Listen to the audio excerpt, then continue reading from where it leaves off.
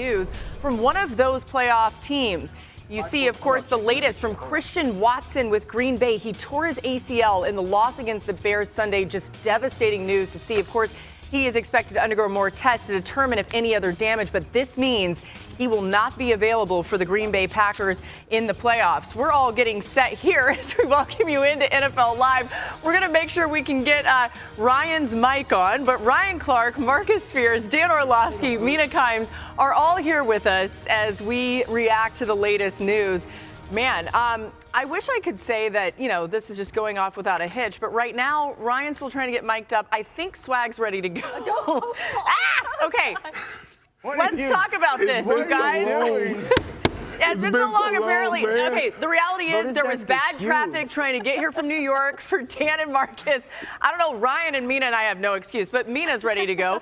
So actually, I'm going to give you two a little bit more time, and let's get Adam Schefter in here. He's ready to go. Adam, what more do we know about Christian Watson's injury?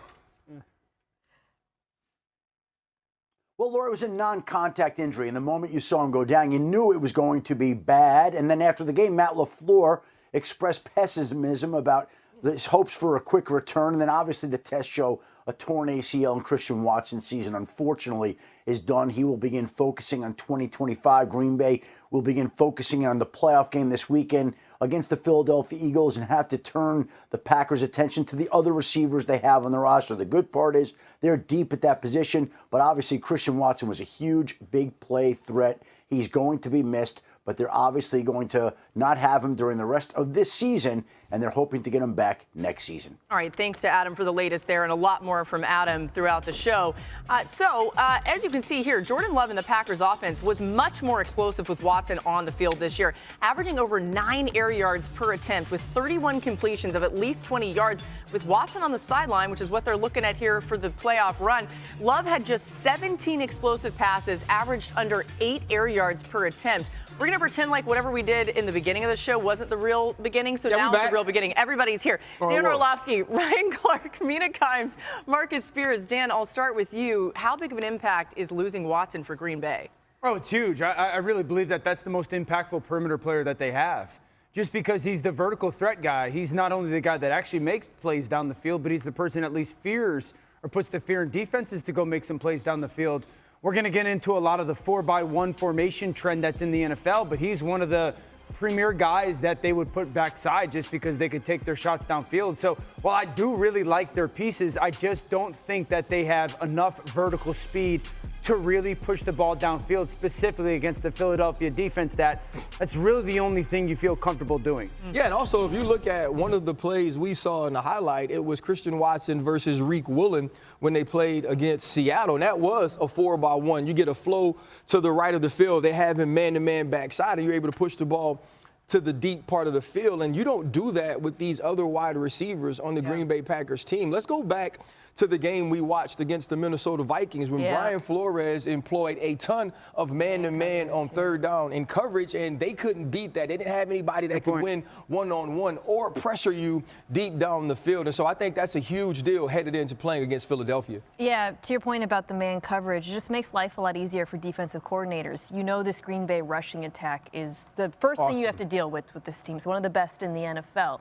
Now, you're a lot less concerned about allocating extra resources towards stopping the run, leaving guys one-on-one on the outside. They still have good receivers. I want to emphasize that. What Watson brought to the table, though, was that downfield separation. And without him, everything just gets a little bit tighter underneath. Yeah, I think when you look at offenses, though, you try to figure out who are those one or two singular players that we have that we can force defenses to do certain things. And that's what you really alluding to, Dan, is that now we really not dictating anymore because defenses are going to respond completely different when certain guys are off the field. And going to Josh Jacobs, it just creates space. It creates space for him to maneuver inside the box. Sometimes you may have to worry about Watson enough to put a safety over the top of him in certain situations, that way keeping that guy away from the box. It's a huge deal because we're just talking about production as well. But I think about the red area, which Green Bay is not always highly productive in, which he could be a 50-50 ball. Now their offense is too side to side. It's not vertical enough. That's interesting. So you said you did like some of the other skill position guys. Do they have the people that can replace Watson? Yeah, I mean, maybe by committee to in a way? replace, no, they don't. They don't have a vertical person. They have Romeo Dobbs, who's really good, Jaden Reed, who's really good.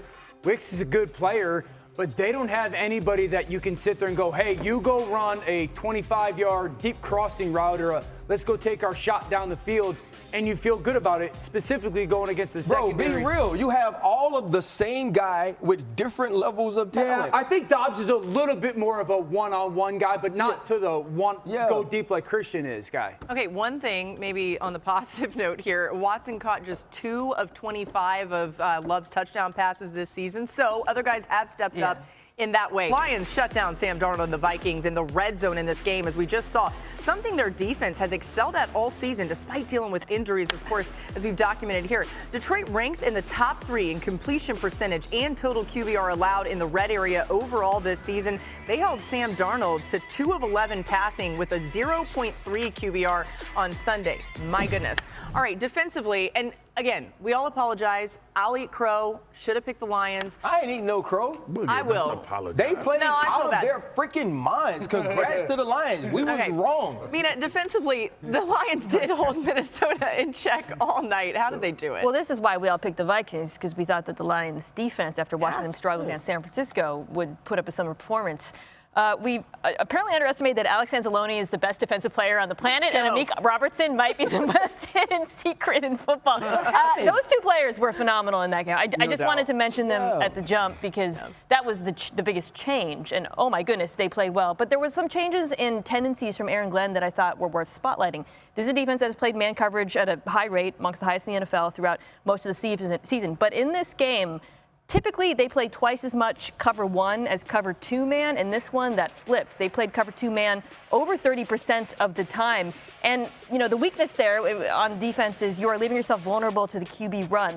But the rush, combined with that sticky coverage on the back end, did a great job of corralling Sam Darnold when they blitzed, making sure they didn't leave rush lanes open for him. So I thought it was a combination of that particular coverage, which is very, very, very well executed on their part, plus the rush not letting Sam Darnold escape. In those situations, they were green dogging the back the entire game. Yes. So it added a person to the rush. Guess what? 5-man rushes were impactful. Listen, man, I was like, did Brian Flores go over there and coach for Detroit tonight? Watching it. And Aaron Glenn, to your point, Mina, when he changed those tendencies, but the green dog to me is what made the difference. And they had a rush plan. Marcus, explain that to people too, because we know what it is. So a green dog, the linebacker has the running back as a man-to-man cover if the running back leaves and goes out on a route. If he doesn't leave and go out on the route, the linebacker adds to the rush, and it becomes a 5-man rush. And they did a phenomenal job of it last night.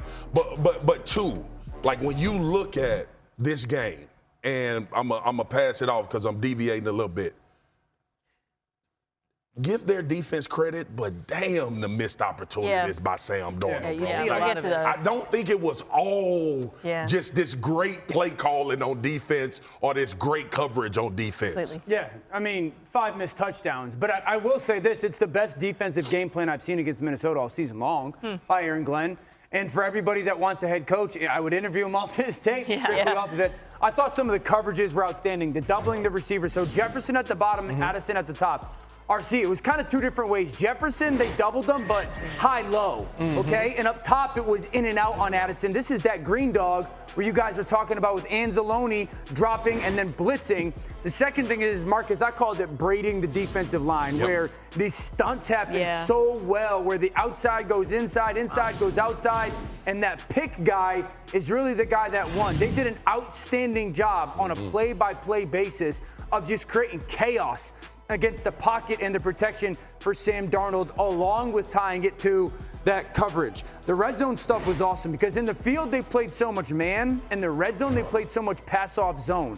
It's man-to-man right now at the bottom of the screen. Motion goes, Robertson sends him. He falls off to that trailing defender that Anzalone has, or Jack. How is he so good? Who's my guy? Jack Campbell. Jack Campbell has, but he has. And then look at this one. So they're playing man-to-man on the outside guys, but zone pass off in the middle where everybody's got eyes on the quarterback. So they're strapping up everybody in man, but then they have really 2 robbing defenders in the middle of the field and no one getting behind the quarterback in the rush stuff.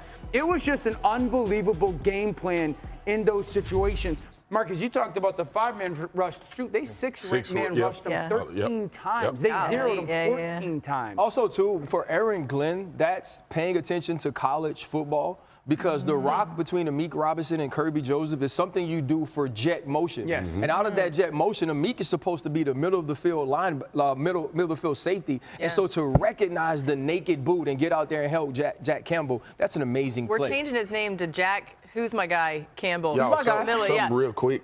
Really quick. Yesterday, I'm watching this game, and I felt so terrible because I was like, this the Sam that gave me pause. Oh, man. No, you're Like, a Sam-pathizer. You can't do this. I know it. We'll get to that side. Yeah, we will. Yeah. Okay, but let's talk about this Lions offense Yes. because as So much many as the story of the game is around the defense, the Lions offense did some things well too. Yeah, for me, it was Jahmyr Gibbs in the pass game. And I know he had an amazing day running the football, but they felt like Ben Johnson did, that was a matchup they can win. And I felt like they were really intentional about it. Here you're going to see him in empty, and you're going to get a mesh route with Jamison Williams.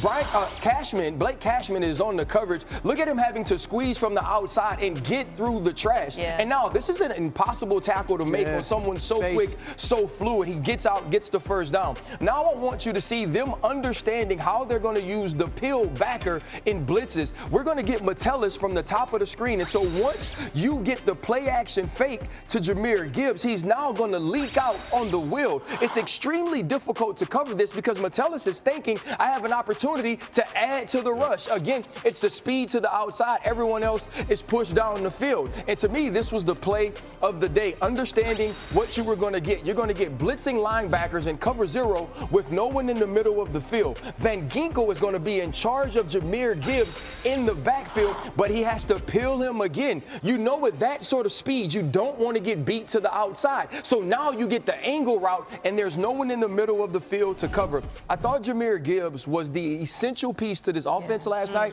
and Ben Johnson used him perfectly. How many people in the draft are going to be like, any Jahmyr Gibbs out there? Like every time you see him play, you think that